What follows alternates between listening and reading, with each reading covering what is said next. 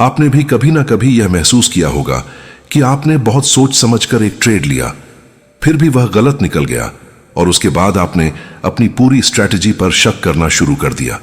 या फिर इसका उल्टा हुआ, आपने बिना ज्यादा सोचे एक ट्रेड लिया और वह चल गया, जिसके बाद आपको लगा कि अब आपको मार्केट की पूरी समझ आ गई है।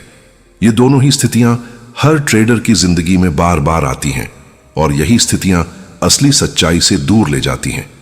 असली सच्चाई यह है कि ट्रेडिंग कभी भी सही या गलत भविष्यवाणी का खेल नहीं होता। ट्रेडिंग हमेशा प्रोबेबिलिटी का खेल होता है। जो ट्रेडर इस बात को अपने दिमाग में गहराई तक बिठा लेता है, वही ट्रेडर लंबे समय तक मार्केट में टिक पाता है। आज हम इसी सोच को गहराई से समझेंगे और साथ ही एक ऐसे ट्रेडर की कहानी सुनेंगे जिसने अपनी पूरी ट्रेडिंग जिंदगी इसी एक सच्चाई को समझने के बाद बदल दी। सबसे पहले हमें उस समस्या को समझना होगा जो लगभग हर ट्रेडर के अंदर होती है। पहली समस्या है यह सोच कि हर ट्रेड सही जाना चाहिए। नए ट्रेडर जब मार्केट में आते हैं तो उनके दिमाग में यह धारणा होती है कि अगर उन्होंने सही एनालिसिस किया है तो ट्रेड जरूर सही जाएगा।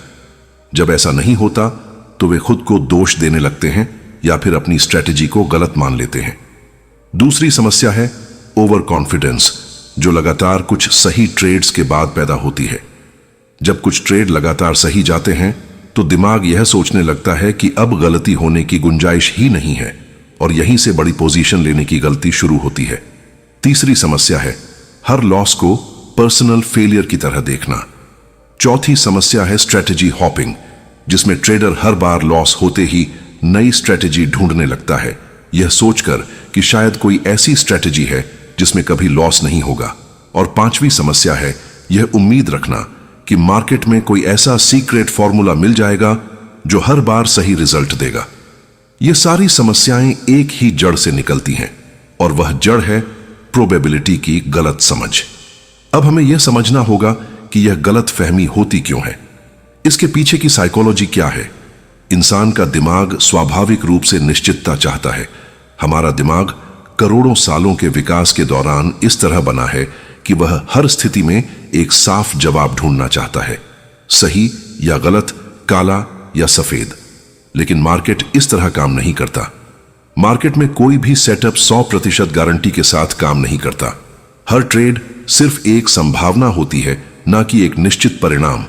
जब यह बात दिमाग में स्पष्ट नहीं होती तो हर लॉस को एक गलती की तरह देखा जाता है, जबकि असल में वह लॉस सिर्फ प्रोबेबिलिटी के खेल का एक हिस्सा होता है।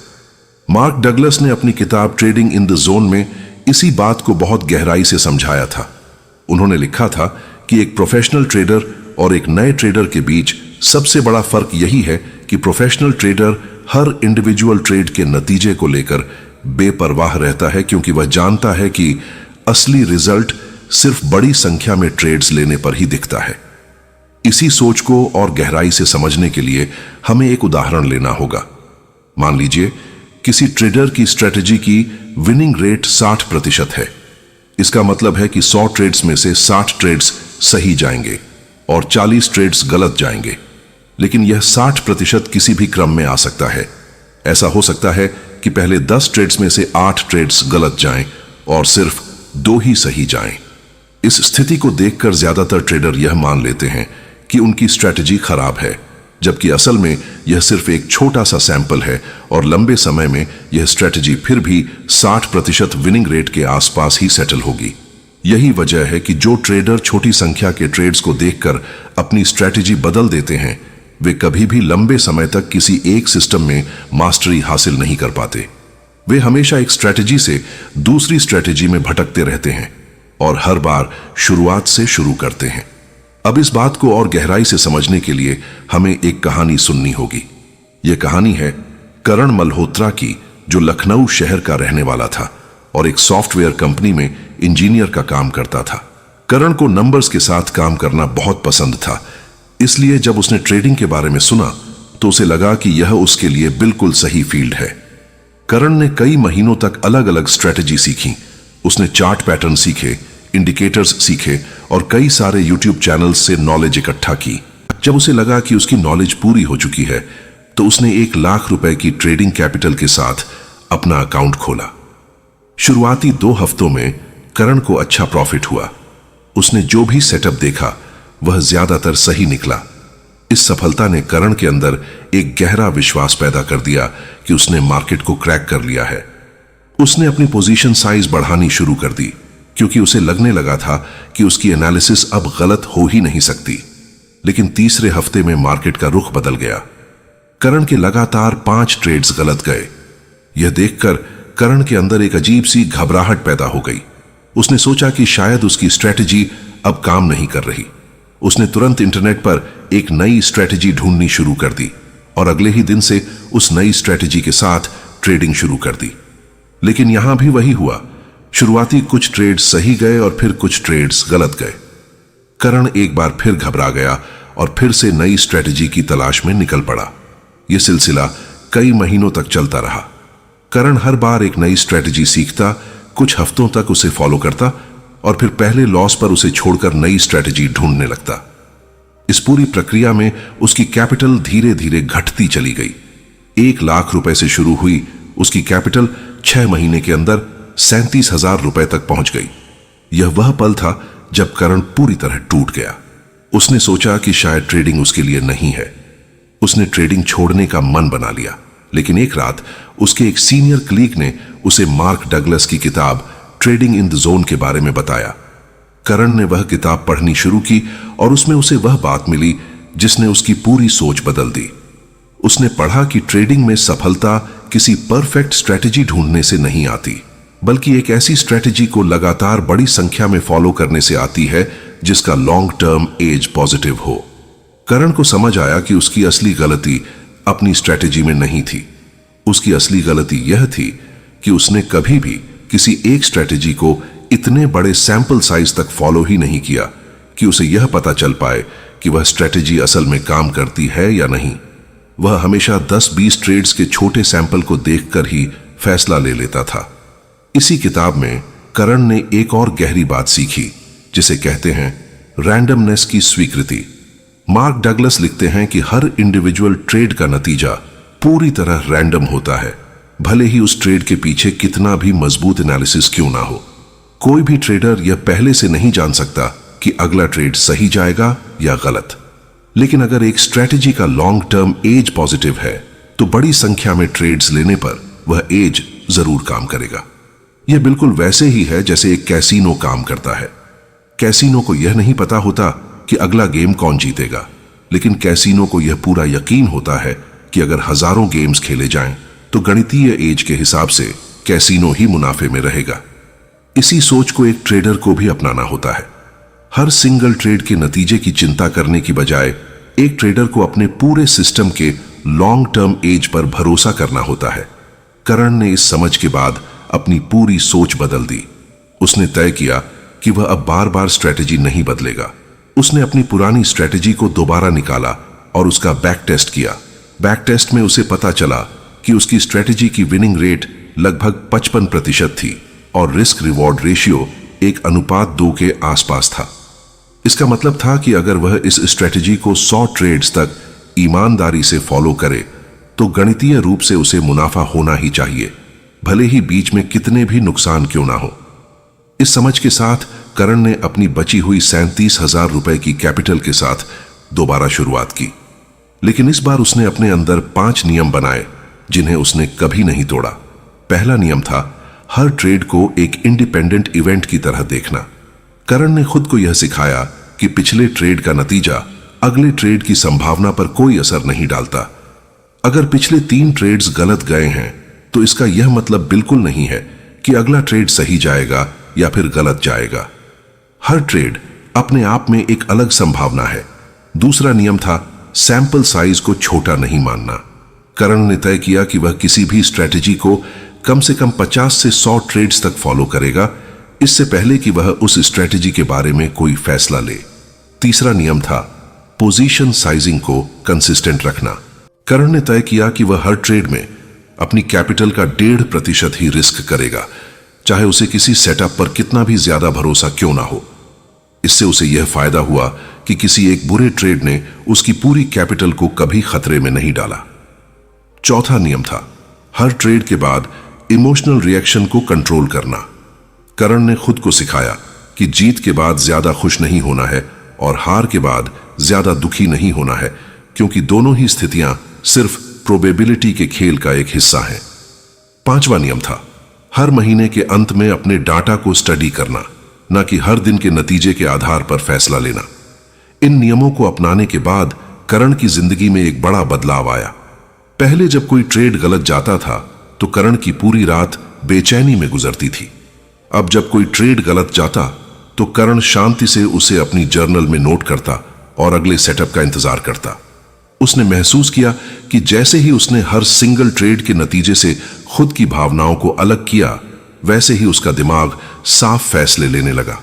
पहले वह हर हारे हुए ट्रेड के बाद घबराकर या तो ट्रेडिंग बंद कर देता था या फिर रिवेंज में बड़ी पोजीशन ले लेता था।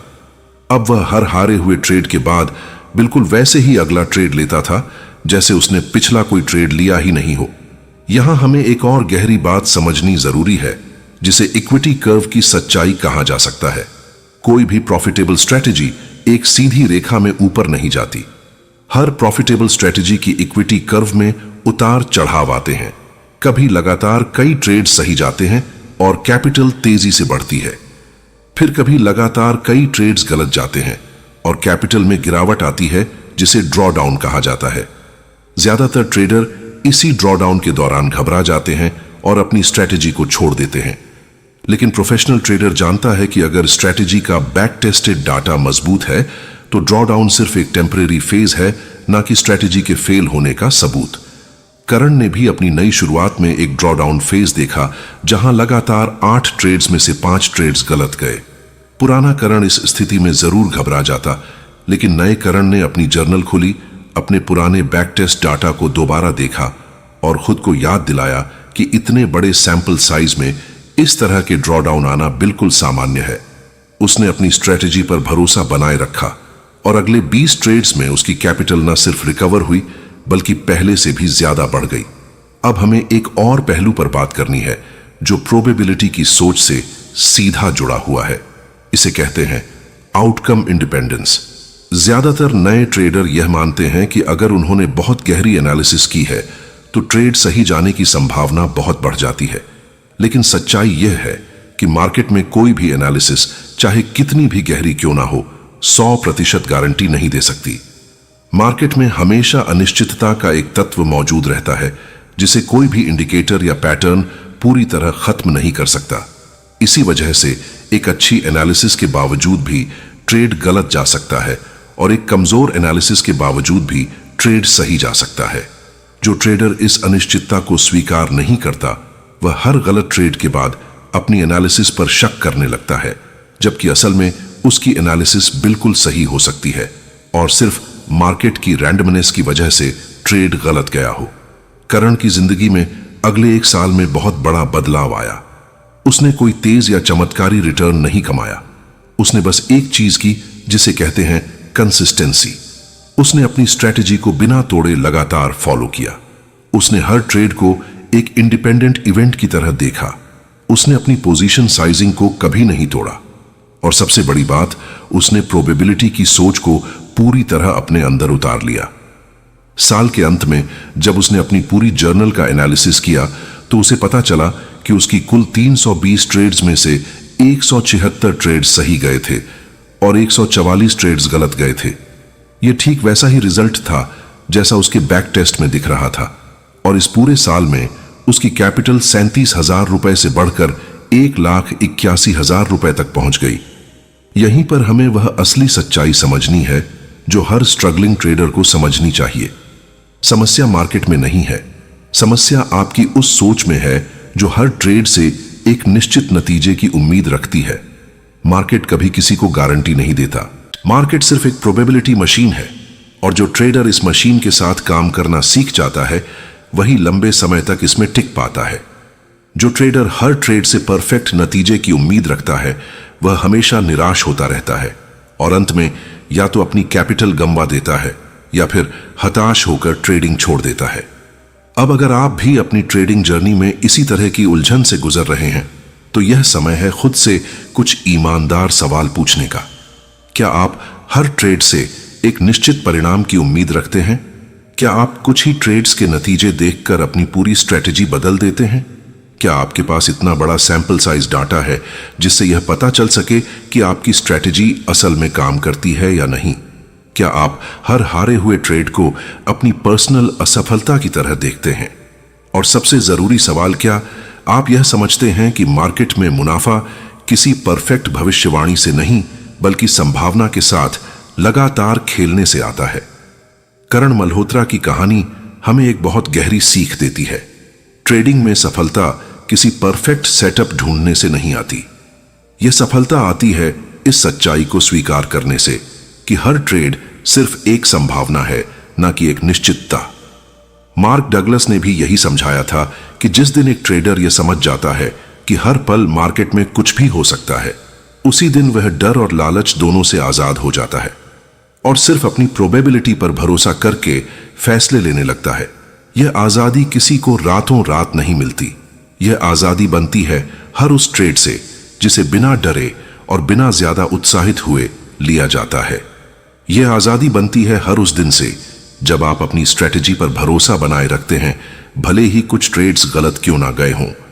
और यही वह रास्ता है जिस पर चलकर करण मल्होत्रा जैसे साधारण लोग भी धीरे धीरे एक अनुशासित और शांत ट्रेडर बन सकते हैं। अगर आप भी अपनी ट्रेडिंग को प्रोबेबिलिटी की सोच के साथ जोड़ना चाहते हैं, तो आज से ही अपनी स्ट्रेटजी का बैक टेस्ट डाटा इकट्ठा करना शुरू कीजिए और कम से कम 50 ट्रेड्स तक बिना बदले उसे फॉलो कीजिए। यही पहला कदम है असली बदलाव की तरफ।